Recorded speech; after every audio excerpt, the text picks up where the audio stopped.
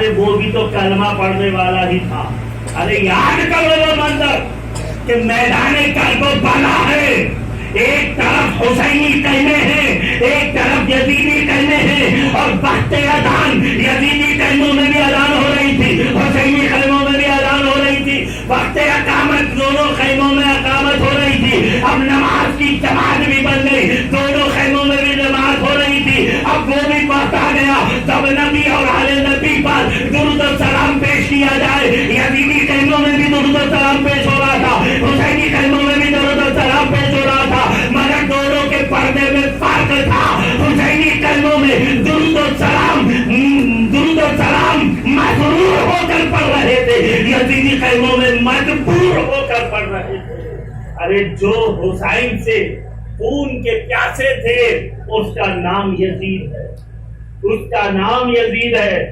اور پھر میرے آقا نے ارشاد فرمایا، حدیث مبارک ہے، میرے آقا نے فرمایا حسین منی وانا من الحسین، حسین مجھ سے ہے اور میں حسین سے ہوں.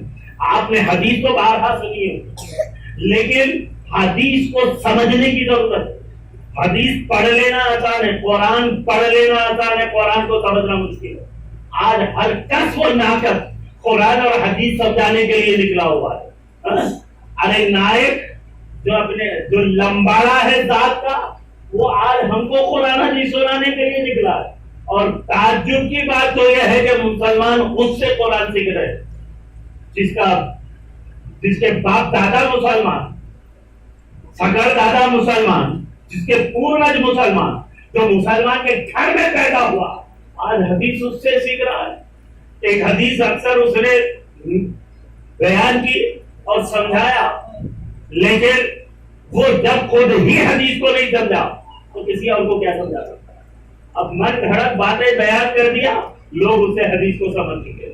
ایک حدیث ہے میرے آقا کی، حضور صلی اللہ تعالیٰ علیہ وسلم نے فرمایا تھا کہ تم میری قبر کو عیدگاہ نہ بناؤ. کیا بولو، سب سو تو نہیں رہے نا، تو بولیے دور سے، عیدگاہ نہ بنائے. تم میری قبر کو عیدگاہ نہ بناؤ. اب یہ حدیث کو پڑھا، اس کا متن پڑھا اور پھر سمجھا دیا کہ دیکھو نبی نے خود حدیث میں کہا ہے کہ تم میری قبر پر مت آیا کرو. جب نبی کے قبر پر جانا جائز نہیں ہے تو تم ہندوستان، پاکستان، بنگلہ دیش کے لوگ ولیوں کے بارگاہوں کو جاتے ہو، درگاہوں کو جاتے ہو اور وہاں پر میلے لگاتے ہو، عرس کرتے ہو، جبکہ نبی کے قبر پر بھی جانا نہیں ہے، تم درگاہوں پر جاتے ہو. سمجھا دیا، لوگ سمجھ گئے. لیکن میرے دوستو، اس حدیث کا صحیح مفہوم آج تم ہم سے سن لو. ہم بتاتے ہیں کہ اس کا صحیح مفہوم کیا ہے. اچھا ایک بات مجھے پہلے آپ بتا دیں، میرے سوال کا جواب پاور بلند دے، کوئی آہستہ جواب نہ دے، آواز کے ساتھ جواب دے کہ رمضان کی عید سال میں کتنے دفعے آتی ہے؟ ایک بار. آواز نہیں ہے، اور زور سے. سال میں ایک دفعے آتی ہے نا. اور ہم سب عیدگاہ کو جاتے ہیں نماز کے لیے، عیدگاہ کو جاتے ہیں کب؟ سال میں ایک دفعہ، ایک ہی دفعے جاتے ہیں نا. اب میرے آقا نے کیا فرمایا کہ تم میری قبر کو عیدگاہ نہ بناؤ. تو اس کا مطلب یہ ہوا کہ تم سال میں ایک دفعے میری قبر پر مت آیا کرو، بلکہ بار بار میری قبر کی حاضری کیا کرو. اور اگر بار بار نہ آ سکو تو کم از کم دل میں آرزو رکھو کہ سرکار کے روضہ پاک کی زیارت ہو جائے. تو یہ ہے حدیث. لیکن وہ سمجھا رہا ہے اور لوگ چلے اس کے پیچھے سر جھکائے. ارے ملا کو مت دیکھو، اللہ کے کلام کو دیکھو. اب میرے آقا نے کہا فرمایا حسین مجھ سے ہے، حسین منی وانا من الحسین، اور میں حسین سے. آپ نے حدیث تو سن لیا، لیکن مجھے بتائیں کہ اس مجمع میں کتنے ایسے ہیں جو اس حدیث کو سمجھ پائے؟ کوئی نہیں سمجھ پاتا. آؤ میں آپ کو اس کی نزاکت کو بتاتا چلوں کہ اس میں نزاکت کیا ہے. حسین منی، یہ حدیث کا پہلا فقرہ ہے. حسین مجھ سے ہے. بات ہماری سمجھ میں آ گئی. کیوں؟ اس لیے کہ یہ بچہ اپنے باپ سے ہے. یہ بچہ باپ سے ہوتا ہے نا, بچہ تو باپ ہی سے ہوتا ہے. یہ بچہ اپنے باپ سے, حسین منی, حسین مجھ سے ہیں, یہ فطرہ ہماری سمجھ میں آ گیا. لیکن اب یہ جو دوسرا فطرہ میرے آقا نے فرمایا وہ انا من الحسین, اور میں حسین سے ہوں, وہ کیسے ہو سکتا ہے؟ یہ کیسی بات ہے؟ یہ بات ہماری سمجھ میں نہیں آئی. بچہ تو اپنے باپ سے ہے, لیکن باپ بچے سے کیسے؟ باپ بچے سے ہو سکتا ہے کیا؟ نہیں ہو سکتا. تو پھر جب بچے سے باپ ہو نہیں سکتا تو پھر یہ حدیث کے دوسرے فقرے میں میرے آقا نے فرمایا حسین مجھ سے ہے اور میں حسین سے ہوں, میں حسین سے ہوں, تو حضور حسین سے کیسے؟ اور اس کو سمجھنے کے لیے یہ حدیث کو سمجھتے چلو کہ میرے آقا نے کیوں فرمایا کہ میں حسین سے ہوں. دین اسلام خود میرے آقا صلی اللہ تعالی علیہ وسلم ہے. میں نے دعویٰ کر دیا, یہ میرا دعویٰ ہے کہ دین اسلام خود میرے آقا ہے. کسی کو اس بات پر شک ہے تو اس کا سوال کر سکتے ہیں. ایسا نہیں کہ بھئی حضرت نے کہہ دیا ہم کیسے سوال کریں. بات کو سمجھنے کی ضرورت ہے. اگر کسی کی بات سمجھ میں نہیں آئی تو فوراً اس کا سوال کرنا چاہیے, اس لیے کہ یہ صحابہ کی بھی سنت ہے. اور سوال کرنے کی عادت بھی ڈالو, اس لیے کہ جب ہم سوال کرنا چھوڑ دیتے ہیں تبھی تو ہمارے صفوں میں وہابیوں نے گھسنا شروع کر دیا. آج ہماری صفوں میں گھس کر اولیاء اللہ کی شان میں گستاخی کرتے رہے, نبی پاک کی شان میں گستاخی, صحابہ کی, خلفائے راشدین کی, نہ جانے کن کن کی, ان کی بنیاد ہی گستاخی پر ہے. اب میرا یہ دعویٰ ہے کہ نبی پاک صلی اللہ تعالی علیہ وسلم خود دین ہے, اور میں نے یہ محبت کی بہاؤ میں آ کر کے نہیں کہا, دلائل کی دباؤ میں آ کر کے کہا. اب آپ پوچھ سکتے ہیں کہ نبی کیسے دین ہے, تو میں آپ کو جواب دے دوں. ہم نماز میں پڑھتے ہیں ایاک اہدنا الصراط المستقیم, پڑھتے ہیں نا, اہدنا الصراط المستقیم, اے اللہ تو ہمیں سیدھا راستہ چلا, سیدھا راستہ. اچھا ایک بات مجھے بتائیں, نبی پاک صلی اللہ تعالی علیہ وسلم کا راستہ سیدھا ہے کہ نہیں؟ دو سے بولیں سیدھا ہے نا. تو اب میں اگر یہاں کہہ دوں کہ نبی پاک صلی اللہ تعالی علیہ وسلم سیدھا راستہ ہے تو اسلام بھی سیدھا راستہ ہے, تو اسلام اور نبی دونوں الگ کہاں ہوئے؟ ایک ہی تو ہے. تو اب میرا یہ دعویٰ ہے کہ نبی کریم صلی اللہ تعالی علیہ وسلم کو دین ہے.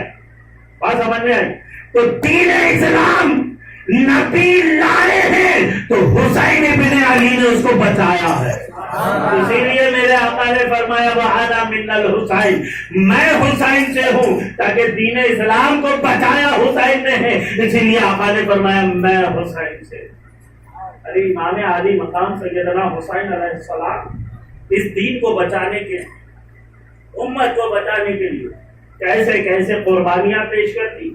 حضرت حر, حضرت حر, اب جانتے ہیں یہ حر کون ہے؟ یہ حر وہی ہے جب کوفے میں امام عالی مقام کا لشکر پہنچا تو جو لشکر یزید کا آیا تھا, حسین کو گھیراؤ کیا تھا, امام حسین کو گرفتار کیا تھا, اس لشکر کے سپہ سالار حضرت حر تھے. یعنی امام حسین کو گرفتار کرنے والے حضرت حر ہی تھے. گرفتار تو کر لیا لیکن دل میں پچھتاوا تھا کہ ہائے میں نے یہ کیا غضب کر دیا, میں نے نبی کے نواسے کو گرفتار کر لیا. دل کا پچھتاوا ایسا تھا کہ بے چین ہو کر امام علی مقام کے خیمے کے پاس پہنچ گئے. امام علی مقام کے قدموں پر اپنی جان قربان کرنے کے لیے تو دربان نے روک دیا. کہاں جاتے ہو؟ کہا کہ میں اپنی جان کو امام علی مقام کے قدموں پر قربان کرنا چاہتا ہوں. دربان نے کہا جان قربان کرنا چاہتے ہو اور پھر ہتھیار کے ساتھ لیس ہو. تمام ہتھیار اتار کر رکھ دیا اور امام علی مقام کے قدموں پر گر گئے اور عرض کیا کہ یا حسین, آپ کا غلام آپ کی بارگاہ میں حاضر ہے, آپ اس کی غلامی کو قبول فرما لیں. رحمت للعالمین کا نواسا ہے, رحمت للعالمین ہی ہے. امام علی مقام حر کو اپنے سینے سے لگاتے ہیں, غلامی میں قبول فرماتے ہیں. حضرت حر یزید یزیدی فوج کس سے مقابلہ فرما رہے تھے؟ چاروں طرف سے یزیدیوں نے گھیر لیا. کسی نے حر کے سر پر ایسے تلوار کا وار کیا کہ حر کے سر کھل کر دو چاک ہو گیا, خون کا فوارہ جاری ہو گیا. حضرت حر نے جامِ شہادت کو نوٹ فرما لیا. امام علی مقام میدان کربلا سے حر کے لاشے کو اٹھا کر قیمے میں لائے. خون کا فوارہ جاری تھا. میرے امام علی مقام سیدہ فاطمہ الزہرا کے دونی کو پھاڑ کر دو چاک کر دیا اور حر کے سر پر باندھ دیا. باندھنا تھا کہ خون رک گیا, خون رک گیا. یہاں ایک بات میں اور 400 سال کا عرصہ گزر چکا تھا واقعہ کربلا کو گزرے ہوئے. 400 سال گزرنے کے بعد بادشاہ کو پتا چلا کہ حر کے سر پر مہالکشمی کے دوپٹے کا ٹکڑا ہے. وہ عاشق اہل بیت تھا, وہ چاہتا تھا کہ اس کو تبرک حاصل ہو جائے, لہذا اس نے خبر کو کھلوا دیا کیونکہ وہ جانتا تھا اور شہید ہے. قرآن کہتا ہے کہ شہید زندہ اور بھی تو زندہ. خبر کھلوایا, کیا دیکھتا ہے کہ کفن ایسا تازہ ہے 400 سال بعد بھی کہ ابھی تدفین عمل میں آئی. اور جب کفن کھولا گیا, چہرے سے کفن ہٹا دیا گیا, تو آپ کے سر مبارک پر وہ ٹکڑا بھی موجود تھا. اس نے گانٹھ کھلوائی. پہلی گانٹھ کھولنا تھا کہ خون کے قطرے جاری ہونے لگے. 400 سال گزر چکے تھے, خون کے قطرے جاری ہونے لگے. دوسری گانٹھ کھول کر اس ٹکڑے کو حاصل کر لیا تو خون فوارے کے ساتھ نکلنے لگا جیسے شہادت کے وقت نکل رہا تھا. اس نے جلدی جلدی مٹی ڈلوائی. ایک صاحب کشف بزرگ بھی بیٹھے ہوئے تھے, انہوں نے اس بادشاہ سے مخاطب ہو کر فرمایا کہ اے بادشاہ, جس تبرک کو تو حاصل کرنا چاہتا ہے دراصل وہ حر کی قسمت کا ہے, تو حاصل نہیں کر سکتا. اگر تو زبردستی وہ حاصل کر لے تو یاد رکھ تو بھی تباہ ہو جائے گا, تیری سلطنت بھی تباہ ہو جائے گی. وہ خوف سے لڑ گیا. اس نے پھر سے خبر کھلوائی اور پھر اس دوپٹے کو سر پر باندھ دیا. باندھنا تھا کہ مورخ نے لکھا ہے کہ خون رک گیا. نہ صرف رکا بلکہ جو بہ کر باہر نکلا تھا وہ خون بھی لوٹ کر قبر میں واپس آ گیا. حضرت سیدنا علی اکبر امام علی مقام سیدنا حسین علیہ السلام کے فرزند شہزادے حضرت علی اکبر اپنے بابا جان سے اجازت طلب کر کے سر پر امامہ باندھے, ہاتھ میں برہانہ شمشیر لیے ہوئے میدان کارے میں تشریف لاتے ہیں اور یزیدی فوج سے مخاطب ہو کر دھار کر فرماتے ہیں کہ ہے کوئی جو ایک علی اکبر کا مقابلہ کر سکے؟ مجال ہے کسی کی جو علی اکبر کے سامنے آ جائے؟ یزیدی فوج کے سپہ سالار نے کہا ارے کیا تم میں کوئی ایسا سورما نہیں جو ایک علی اکبر کا مقابلہ کر سکے؟ تم سب مل کر علی اکبر پر حملہ کیوں نہیں کرتے؟ تو یزیدی فوج ایک آواز ہو کر جواب دیتی ہے ہم کیسے علی اکبر پر حملہ کریں؟ ارے جب بھی علی اکبر پر حملے کا ارادہ کرتے ہیں تو ہمیں علی اکبر میں رسول اللہ نظر آتے ہیں.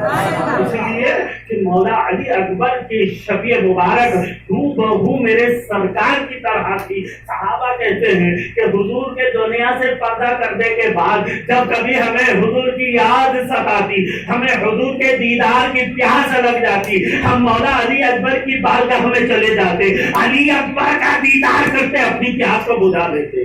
یہ وہ علی اکبر, ارے حیدر کرار کا شیر جدھر بھی تلوار لے کر جاتا یزیدی فوج کے پیچھا جاتا, یزیدی فوج بھاگ جاتی اور پھر میرے آقا مولا علی اکبر جدھر بھی تلوار لے کر جاتے یزیدیوں کو پھر نارے جہنم کر دیتے. پیاس کی شدت ستا رہی تھی. میرے مولا علی اکبر بابا جان کی بارگاہ میں حاضر آئے. امام علی مقام سے عرض کرتے ہیں کہ بابا جان میں نے یزیدیوں کو پھر نارے جہنم تو کر دیا لیکن زبان سن کر کاٹا ہو گئی. ایک گھونٹ پانی اپنے بیٹے کے لیے. میرے امام علی مقام نے فرمایا بیٹے علی اکبر پانی تو نہیں ہے اپنے بابا جان کی زبان چوس لینا، پیاس بجھ جائے گی۔ زبان کو چوس لیا، پیاس بجھ گئی، میدان کربلا میں تشریف لائے، پھر یزیدیوں پر ٹوٹ پڑے، ارے جدھر بھی جاتے سروں کے ڈھیر لگا دیتے، پیاس پھر ستانے لگی، پھر لوٹ آئے، پھر زبان کو چوسا، پھر کربلا میں میرے آقا مولا علی اکبر تیسری دفعہ اپنے بابا جان کی بارگاہ میں آئے، بابا جان پھر پیاس لگی ہے، مجھے زبان چسوا دیجیے۔ میرے امام علی مقام نے فرمایا، بیٹے علی اکبر اب تو تمہارے بابا جان کی بھی زبان سوکھ گئی ہے، اب تو تمہارے پیاس بجھ نہیں پائے گی۔ مولا علی اکبر میدان کربلا میں ارے چاروں طرف سے یزیدی کتوں نے کھیل لیا تھا، میرے امام مولا علی اکیلے ہیں، تنہا ہے، چاروں طرف سے تیر تلوار بھالے برس رہے تھے۔ مولا علی اکبر نے جام شہادت کو نوش فرما لیا۔ اس وقت میرے امام علی مقام کی عمر شریف 50 برس کی تھی، مطلب یہ کہ آپ کے ریشے مبارک بھی کالے تھے، آپ کے بال مبارک بھی کالے تھے، لیکن غم کا وہ پہاڑ ٹوٹا، اپنے نوجوان بیٹے کے لاشے کو میدان کربلا سے اٹھا کر خیمے تک جو تشریف لائے، جو راستہ طے کیا، اتنے سے وقفے میں وہ پہاڑ ٹوٹا تھا کہ میرے آقا امام حسین علیہ السلام کے ریشے مبارک سفید ہو گئے، بال مبارک سفید ہو گئے۔ شہزادی سکینہ پھوپھی سے مخاطب ہو کر کہتی ہے کہ پھوپھی جان ذرا بابا جان کو تو دیکھو، بابا جان بوڑھے ہو گئے ہیں۔ کیسے وقت کے پہاڑ ٹوٹے تھے، میرے امام علی مقام نے کیسے کیسے فرمایا اس دین کو بچانے سے۔ امام علی مقام خیمے کے پاس آ کر رخصت ہوتے، آپ کے بھتیجے امام قاسم دلہا ہیں، امام قاسم چاچا جان کے گھوڑے کے قریب آتے ہیں، ذوالجناح کے قریب آتے ہیں، اور پھر لگام کو پکڑ کر کہتے ہیں کہ چاچا جان اب مجھے اجازت دیں۔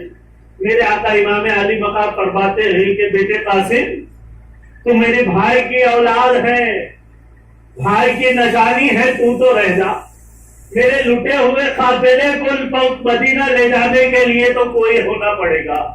مگر امام قاسم عرض کرتے ہیں کہ نانا چچا جان اگر میں یہاں رہ جاؤں تو بابا کو کیا منہ دکھاؤں گا، ضد کرنے لگے۔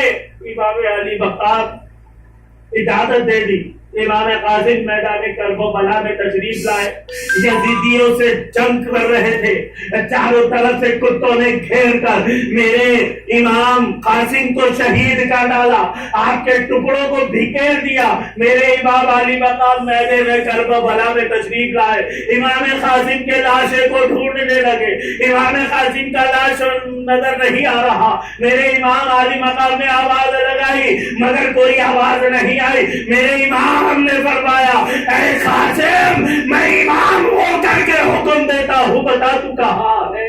تو جنوب سے آواز آئی چچا میں یہاں ہوں، شمال سے آواز آئی چچا میں یہاں ہوں، مشرق سے آواز آئی، مغرب سے آواز آئی۔ امام قاسم کے لاشے کو اکٹھے کیا اور پھر خیمے میں تشریف لائے۔ حضرت علی اصغر ننھے سے شہزادے شدت تشویشی سے کڑپ رہے تو میرے امام علی مقام اپنے شہزادے کو گود میں لیے میدان کربلا میں تشریف لے گئے فرقات کے پاس، اور یزیدیوں سے کہا لوگوں تمہاری دشمنی تو ہم سے ہے، تم نے پانی ہم پر بند کر دیا ٹھیک ہے، مگر میرا علی اصغر شدت تشویشی سے تڑپتا، 2 گھونٹ پانی میرے علی اصغر کو پلا دے۔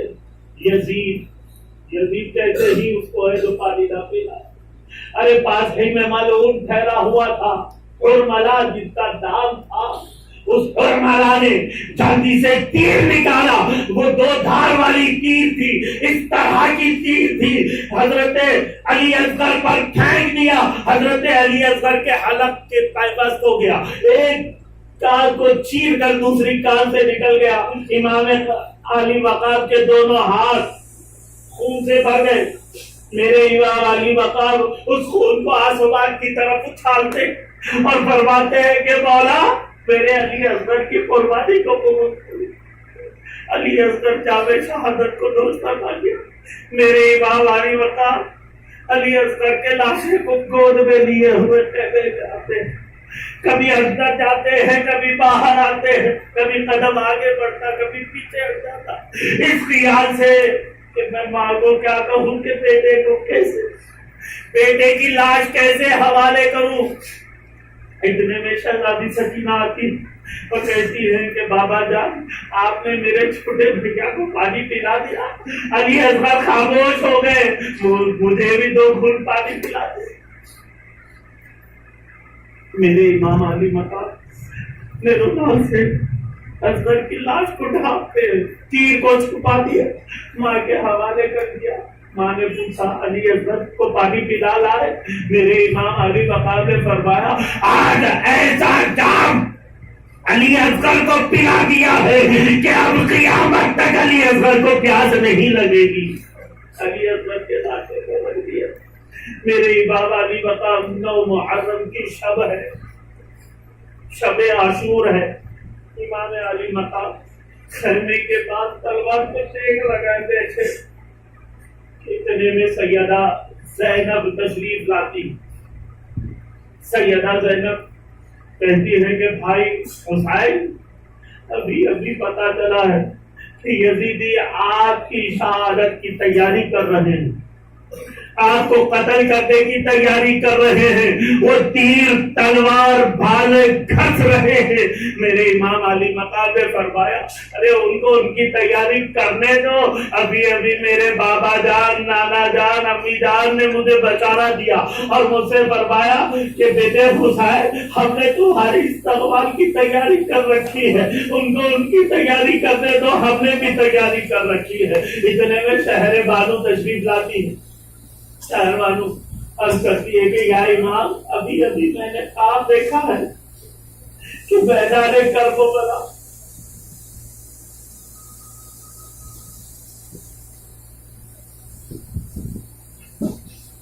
کربلا میں ایک خاتون جھاڑو دے رہی تھی، اپنے بال سے صاف کر رہی تھی۔ میں نے پوچھا آپ کون ہے؟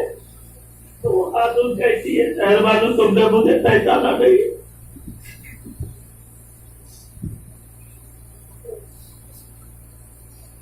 تم نے مجھے نہیں پہچانا، میں رسول کی بیٹی ہوں، میں علی کی بیوی ہوں، حسین کی ماں، میں فاطمہ ہوں۔ میں نے پوچھا امی جان آپ یہ کیا کر رہی ہے؟ تو بی بی نے فرمایا کہ میرا بیٹا حسین کل شہید ہوگا، اسی مقام پر گرے گا، میں کنکر پر اس لیے چن رہی ہوں کہ میرے لال کو چھپنے جاتا ہے۔